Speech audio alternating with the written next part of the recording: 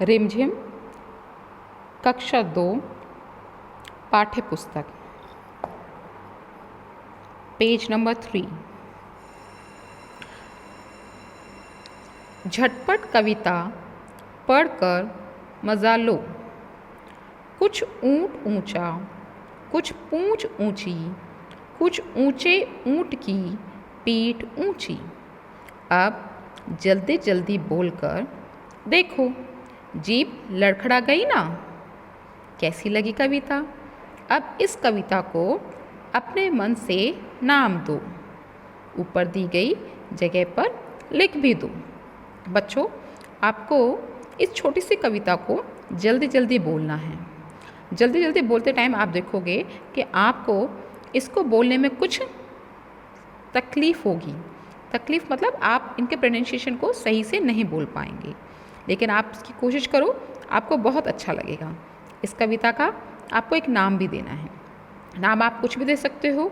ऊंचा ऊंट, ऊंट ऊंचा, रेगिस्तान का जहाज, या फिर आप अपनी मर्जी से। रेगिस्तान। ऊंट रेगिस्तान में ज़्यादा मिलते हैं। नीचे 2 चित्र बने हैं। सही जगह पर ऊंट का चित्र बनाओ। देखो, यहाँ पर चारों तरफ क्या है? बालू है। और आपको पता है कि ऊंट कहाँ चलता है? बालू में चलता है। यहाँ देखेंगे तो इधर क्या है? रोड बना हुआ है। लेकिन हमें जनरली ऊंट कहाँ मिलता है? रेगिस्तान में मिलता है। इसलिए हम यहाँ पर क्या बनाएंगे? ऊंट का चित्र बनाएंगे। बालू या रेत कहाँ कहाँ पर मिलती है? बालू या रेत हमें समुद्र व नदी के तट पर मिलती है। इसके अलावा और कहाँ मिलती है? हमें रेगिस्तान में मिलती है। कहाँ मिलती है? रेगिस्तान में। Now come page number 4। कितना? हिलता डुलता ऊंट चला, इतना ऊंचा ऊंट चला। अब आप बताओ, ऊंट कितना ऊंचा होता है? तुम्हारी कक्षा की दीवार जितना, हाथी जितना, बिजली के खंभे जितना, और मेरे घर की दीवार जितना। और कितना हो सकता है? तुम्हारी कक्षा की दीवार, हाथी जितना, बिजली के खंभे जितना, मेरे घर की छत जितना। ठीक है। हाथी कितना मोटा होता है? तुम्हारी माँ के संदूक जितना, ऊंट जितना, पहाड़ जितना, मेरे घर के बक्से जितना, मेरे घर में जो बक्सा रखा है उसके जितना। चींटी कितनी छोटी हो सकती है? चीनी के दाने जितनी भी हो सकती है, चावल के दाने भी जितनी हो सकती है, इलायची के दाने जितनी हो सकती है, चाय के दाने जितनी। आप इसमें राई भी लिख सकते हो। राई सरसों के दाने जितनी होती है। अजवाइन भी लिख सकते हो। आपको जितनी लगती है आप उसके अकॉर्डिंग इसका आंसर लिख सकते हैं। कुछ ऊंचा कुछ नीचा, ऊंट से ऊंची चीज़ों के नाम पर गोला लगाओ। बछिया, बछिया तो गाय का बच्चा होता है जो ऊंट से बहुत छोटा होता है, इसलिए ये नहीं होगा। तुम्हारी कक्षा की छत, हमारी कक्षा की छत क्या है? ऊंट से ऊंची चीज़ों के, तो इसमें भी हम क्या लगाएंगे? गोला लगाएंगे, क्योंकि हमारी कक्षा की छत ऊंट की जितनी या उससे ज़्यादा ऊंची है। बिजली का खंभा भी क्या होता है? ऊंट जितना होता है या ऊंट से ज़्यादा होता है। आम का पेड़ भी होता है। हाथी भी ऊंट जितना होता है।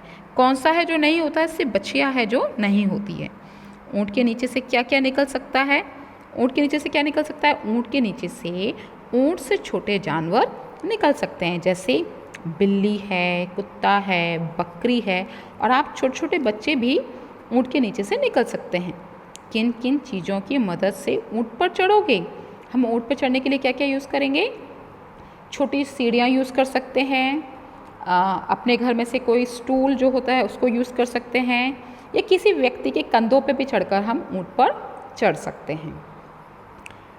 Page number 5। सफ़र का सम्मान। ऊंची गर्दन, ऊंची पीठ, पीठ उठाए ऊंट चला। जो ऊंट होता है वो अपनी पीठ को उठाए ऊंट चलता है। तो आप बताइए कि ये जो चीज़ें हैं, हाथी, टीचर जी, पिताजी, शेर जी, दादाजी, ये सब क्या क्या उठा के चल सकते हैं? जैसे हाथी सिर उठा के चलता है, सूंड उठा के चलता है, और पेड़ के तने, आपने देखा कभी हाथी अपनी सूंड में पेड़ के तनों को लेकर एक जगह से दूसरी जगह पे लेकर जाता है, तो पेड़ के तनों को उठा के चलता है। टीचर, टीचर क्या लेके चलती है? चॉक, रजिस्टर, किताब, पानी की बोतल, पर्स, ये सब उठा के वो चलती हैं। पिताजी अपना बैग, मोबाइल और लैपटॉप। शेर सिर उठा के चलता है, अपना शिकार, अगर उसने किसी को मारा है, शिकार किया है, तो अपने शिकार को लेके चलता है और उसकी पूंछ को भी वो उठाकर चलता है। दादाजी चश्मा उठा के चलते हैं। समाचार पत्र या कोई किताब वो अपने पास में रहती है, और कलम, उनका कलम को भी उठाकर चलते हैं। आप टीचर जी में भी क्या लिख सकते हो? कलम लिख सकते हो। आप अपने अनुसार भी इन चीज़ों को बदल सकते हैं। अलग अलग घर, नीचे कुछ शब्द लिखे हैं, इन्हें बोलकर देखो। अब मिलते जुलते शब्दों को सही खानों में लिखो। जैसे ऊंट, ऊंट के साथ क्या मिल रहा है? जूट, सूंट। ओके। भालू, भालू में क्या मिल रहा है? आलू और चालू, क्योंकि दोनों में ही पीछे ल आ रहा है और ल में ऊ की मात्रा लग रही है, बड़े ऊ की। फस, धस और हंस। चला, भला और गला। जब, तब और कब। इसी तरीके से आप और भी शब्द बना सकते हैं, जैसे आना, जाना, खाना, गाना, पीना। क्यों? क्योंकि समय क्या आ रहा है? पीछे का जो स्वर है वो एक जैसा आ रहा है, ना ना ना। ठीक है, तो इस तरीके से आप भी नए शब्दों को बनाकर इसमें लिख सकते हैं।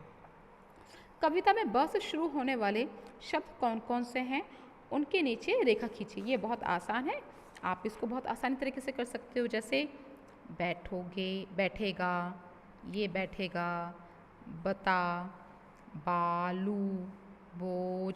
तो इस तरीके से ये बहुत इंटरेस्टिंग है।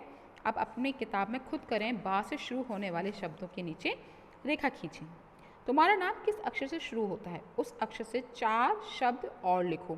जैसे मेरा नाम सुनीता है, तो सा से क्या लिख सकती हूँ मैं? सीमा, सुमन, संगीता, सुनीता, सरोज। इस तरीके से सा से मैंने और नाम लिखे। जैसे आपका नाम अगर अ से है, तो आप अ से लिख सकते हो अभिषेक, अयान, अश्विन, अनुराग। इस तरीके से आप अपने नाम से शुरू होने वाले अक्षर के और भी नाम लिखिए। बोझा, बालू है तो होने दो, बोझ ऊंट को ढोने दो। बहुत से जानवरों को बोझा ढोने के लिए इस्तेमाल किया जाता है। क्या तुम्हें यह ठीक लगता है और क्यों? देखो बच्चों, हमारे जानवर जो हैं बोझा ढोने के काम में आते हैं और हम उनका प्रयोग भी करते हैं, लेकिन हमें इस बात का विशेष ध्यान रखना चाहिए कि उनके द्वारा जो बोझा ढोया जा रहा है वो बहुत ज़्यादा नहीं होना चाहिए।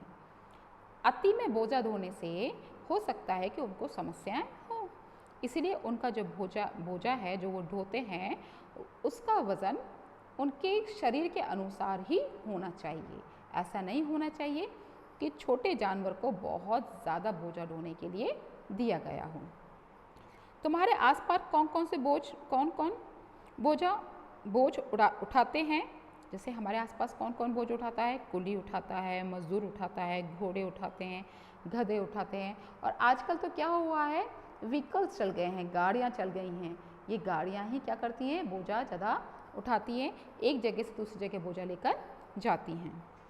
कविता बढ़ाओ, अक्की बक्की करे तरक्की। ये बहुत इंटरेस्टिंग है। इस तरह से आप आगे कविता अपनी मर्जी से लिख सकते हैं। कविता लिखते रहे हमें एक बात का ध्यान रखना है कि जो पीछे का स्वर है, ओके, जैसे अक्की बक्की तरक्की तक्की तरक्की, इस तरह के ही स्वर पीछे आने चाहिए, और इससे क्या होगा, हमारी जो कविता होती है स्वर में आती है और अच्छी लगती है।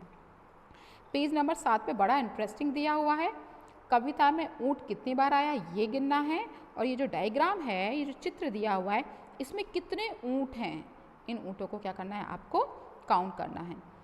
आप अपने पुस्तक के इन 4-5 पेजों को दोबारा अच्छे से पढ़ेंगे, समझेंगे और किताब में ही इसके उत्तर लिखेंगे।